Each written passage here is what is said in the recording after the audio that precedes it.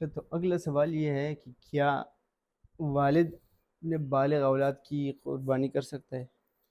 والد اپنے بالغ اولاد کی، لیکن اگر اولاد صاحب نصاب ہے نا تو پھر تو اولاد کے اوپر ہی وہ قربانی واجب ہے، یعنی کہ وہی قربانی کرے گی، ٹھیک ٹھیک. ہے۔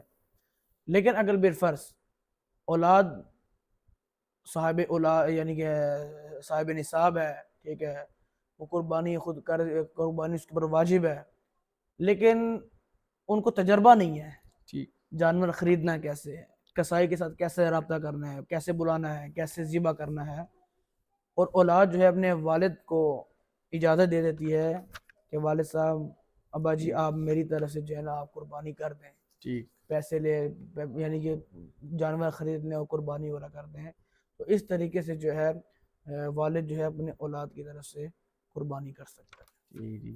اچھا، تو آج کل یہ میں سمجھتا ہوں کہ سب سے اہم سوال ہے کہ کیا قربانی کے ذبح کرنے پر اجرت لیا جا سکتا ہے؟ کیا یہ جائز ہے؟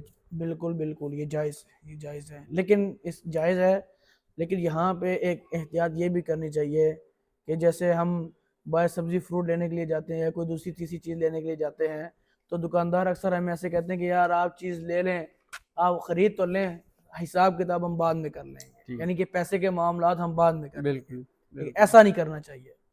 آپ نے جانور ذبح کروانا ہے، آپ پہلے اس سے اس کی قیمت متعین کریں، بالکل ٹھیک ہے، تاکہ بعد میں کوئی لڑائی جھگڑا نہ ہو، بالکل. بعد میں کوئی پریشانی کا سامنا نہ کرنا پڑے، جی جی بالکل ایسا ہی بعد ہے. میں پتہ چلے کہ بھائی کیا کہتے ہیں بندہ بھاگ رہا ہے اور کسائی اس کے پیچھے ٹوکا لے کے بھاگ اسی رہا ہے، طرح ٹھیک ہے، ہے۔ بالکل اسی تو طرح ہے. پہلے جو ہے نا آپ متعین کر لیں کہ بھائی آپ کو جانور ذبح کرنا ہے اور میں اتنے پیسے لوں گا، ٹھیک ہے۔ ٹھیک ہے. تو یہ مسئلہ وغیرہ ہے، اس مسئلے سے دیکھیں اگر آپ ایک اصول کے ساتھ چلتے ہیں نا، ایک طریقے کے ساتھ چلتے ہیں تو اس کے اندر یہ ہے کہ آپ سکون ہے، تسلی ہے، کوئی مشکلات وغیرہ بالکل نہیں ہے۔ اسی اب طرح ایک ہے. بندہ ہے مثال کے طور پہ وہ رقم متعین نہیں کرتا، ٹھیک بالکل ہے، اسی طرح ہے. اور کسائی بھی یہ کہتا ہے کہ بھئی آپ جو جانور ذبح کروائیں آخر میں کر لیں گے، بالکل اور اسی آخر طرح ہے. میں دونوں لڑائی کر رہے ہوں گے تو کیا فائدہ ہے اس کا؟ آخر میں یعنی قصائی کہے کہ بھائی اتنے دو، ہاں بندہ کہ نہیں میں اتنے دوں گا. ہاں، ظاہر ہے لڑائی پھر ہونی ہے، وہ کہے بالکل کہ اسی بھئی طرح میں نے ہے. اتنا ٹائم اسی لگایا طرح یہ اسی کیا، تو طرح پہلے بالکل. متعین کر لیں، اس کے بعد آرام سے ٹھیک ہے اپنا کام وغیرہ کریں۔ ٹھیک ہے ٹھیک ہے.